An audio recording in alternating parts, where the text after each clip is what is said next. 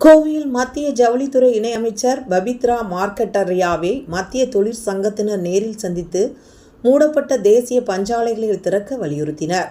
தேசிய பஞ்சாலை கழக ஆலைகள் விவகாரத்தில் உரிய தீர்வு காண நடவடிக்கை எடுக்கப்படும் என மத்திய இணையமைச்சர் தெரிவித்த நிலையில் தொழிற்சங்கத்தினர் கலைந்து சென்றனர். கோவை ரேஸ்கோர்ஸ் பகுதியில் உள்ள நட்சத்திர ஹோட்டலில் நடக்கும் ஃபைபர் நூலிலை தொடர்பான கருத்தரங்கில் மத்திய ஜவுளித்துறை இணை அமைச்சர் பபித்ரா மார்கெரிட்டா கலந்து கொண்டார். இந்நிலையில் கொரோனா காலத்தில் தமிழகத்தில் மூடப்பட்ட தேசிய பஞ்சாலை கழகத்திற்கு சொந்தமான 7 பஞ்சாலைகளை திறக்க நடவடிக்கை எடுக்காத மத்திய அரசை கண்டித்து மத்திய ஜவுளித்துறை இணை அமைச்சருக்கு கருப்பு கொடி காட்டப்போவதாக மத்திய தொழிற்சங்கத்தினர் தெரிவித்தனர். ரேஸ்கோர்ஸ் பகுதியில் CITU, AITUC, HMS, LPF உட்பட 8 மத்திய தொழிற்சங்கத்தினரை சேர்த்த தொழிலாளர்கள் ஒன்று கூடினர். இதனை அடுத்து அப்பகுதியில் 50க்கும் மேற்பட்ட போலீசார் பாதுகாப்பு பணியில் ஈடுபடுத்தப்பட்டனர். போராட்டத்தில் ஈடுபட வந்த தொழிற்சங்கத்தினர் பேச்சுவார்த்தை நடத்திய போலீசார் அவர்களை மத்திய இணையமைச்சரிடம் அழைத்து சென்றனர். நட்சத்திர விடுதியில் மத்திய இணையமைச்சர் பபித்ரா மார்கெரிட்டாவை நேரில் சந்தித்து தொழிற்சங்கத்தினர் கோரிக்கைகளை தெரிவித்தனர். மத்திய இணையமைச்சரிடம் தமிழகத்தில் மூடப்பட்ட தேசிய பஞ்சாலைகளை உடனடியாக திறக்க வேண்டும், இதுவரை தொழிலாளர்களுக்கு முழு சம்பளம் வழங்க நடவடிக்கை எடுக்க வேண்டும் என தொழிற்சங்கத்தினர் வலியுறுத்தினர். அரை மணி நேரத்திற்கு மேலாக பேச்சுவார்த்தையில் ஈடுபட்ட மத்திய இணையமைச்சர் பபித்ரா தொழிற்சங்கத்தினர் கோரிக்கைகளை மூத்த அமைச்சர்களுடன் கலந்து பேசி உரிய நடவடிக்கை எடுப்பதாக தெரிவித்தார். மத்திய இணையமைச்சர் கோரிக்கைகளை முழுமையாக கேட்டிருப்பதாகவும் மத்திய இணை அமைச்சரின் வாக்குறுதியை ஏற்று போராட்டத்தை தற்காலிகமாக கைவிடுவதாகவும் மத்திய தொழிற்சங்க நிர்வாகிகள் தெரிவித்தனர். இதனை அடுத்து ஹோட்டலில் இருந்து வெளியே வந்த மத்திய ஜவுளித்துறை இணையமைச்சர் பபித்ரா மார்கெரிட்டா செய்தியாளர்களை சந்தித்தார். அப்போது NTC தொழிலாளர்கள் பிரச்சினை குறித்து விரைவில் தீர்வு காணப்படும் எனவும் தொழிலாளர்களுக்கு சம்பளம் மட்டுமின்றி பல்வேறு பிரச்சனைகள் இருப்பதாக அவர்கள் தெரிவித்துள்ளனர். இது தொடர்பாக ஆலோசனை கூட்டம் நடத்தி அதற்கான தீர்வு காண்பதற்கான வழிவகைகளை செய்வோம் எனவும் தெரிவித்தார். தமிழ்நாட்டில் ஜவுளித்துறை மிக சிறப்பாக இயங்கி வருகிறது என தெரிவித்த அவர் திருப்பூர் மாவட்டம் ஜவுளித்துறைக்கான ஒளிமயமான எதிர்காலத்தை கொண்டுள்ளது எனவும் தெரிவித்தார். பவர்ஹவுஸ், வாட்ச் அண்ட் வார்டு தொழிலாளர்கள், ஆலையை பாதுகாத்து வரக்கூடிய தொழிலாளர்களுக்கும் ₹1 கூட சம்பளம் வழங்கப்படவில்லை. எனவே 8 மாத காலம் 1.25 லட்சம் ரூபாய் சம்பளம் வரக்கூடிய தொழிலாளி எதுவும் இல்லாமல் பட்டினியால் வாடக்கூடிய சூழல், குடும்பம் அடிப்படை வாழ்வை இழந்து நிற்கிறது. போக்குவரத்து செலவிற்கு எந்தவித பணமும் இல்லாமல் தத்தளித்துக் கொண்டிருக்கிறார்கள். எனவேதான் இன்றைய தினம் போராடுவது.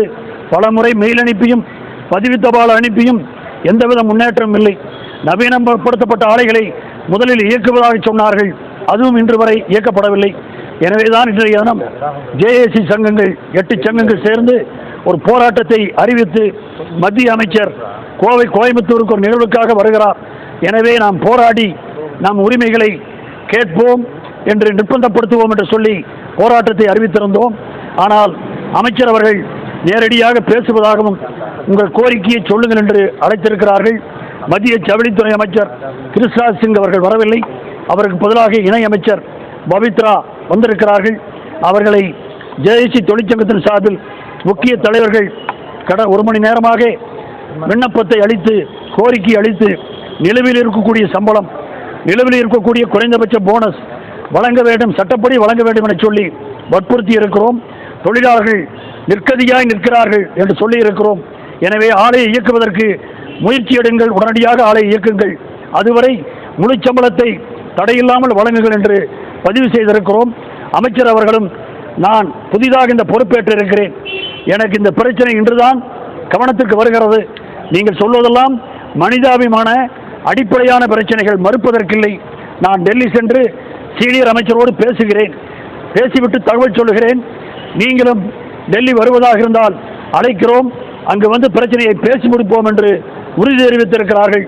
எனவே நாங்கள் கடுமையாக போராடுவதாக இருந்த இந்த போராட்டம் இன்றைய தினம் தற்காலிகமாக ஒத்திவைத்து மீண்டும் பிரச்சனை முடியவில்லை என்றால் அடுத்த கட்ட போராட்டம் தீவிர போராட்டமாக இருக்கும் என்பதை கூட்டு நடவடிக்கை குழுவின் சார்பிலே தெரிவித்துக் கொள்கிறோம். பல்வேறு போராட்டம் நடத்தி இதுவரைக்கும் சென்ட்ரல் கவர்மெண்ட்டுக்கு தெரியுங்களா?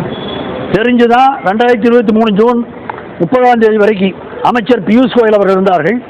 பலமுறை அவர்கள் பேசியிருக்கிறோம், போராட்டத்தை பார்த்திருக்கிறார்கள், நீதிமன்றத்தினுடைய நடவடிக்கை பார்த்திருக்கிறார்கள். தெரிந்துதான் முழு சம்பளம் கொடுப்பதை தவிர வேறு வழி இல்லை என கொடுத்தார்கள். இப்பொழுது அதற்கு பின்னாலே கொடுப்பதற்கு பணம் இல்லை, வந்தால் கொடுக்கிறோம் என்று சொல்கிறார்கள். ஆனால் அதுவரையும் தொழிலாளர்கள் தாக்கு பிடிக்கக்கூடிய சூழல் இல்லை.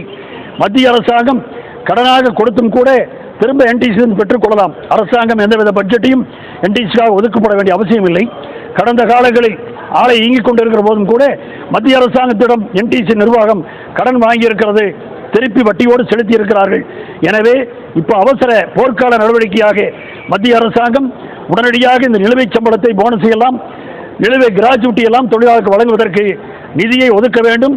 பிறகு என்டிசியுடைய சொத்துக்கள் விற்றுக் கொண்டிருக்கிறார்கள், அதில் வரக்கூடிய பணத்தை மத்திய அரசாங்கம் எடுத்துக்கொள்ளலாம் என்பதை தெரிவித்திருக்கிறோம். நவீனப்படுத்தி ஆலைகளுக்கு இறப்பதற்கு உத்தரவாதம் கொடுத்திருக்காங்களா? எந்த உத்தரவாதத்தையும் அரசு தரல. அரசுடைய பிரச்சனையே இப்படிப்பட்ட பொதுத்துறை நிறுவனங்களை பாதுகாக்க வேண்டும் என்கிற எண்ணத்தில் அவர்களுடைய செயல்பாடு இல்லை.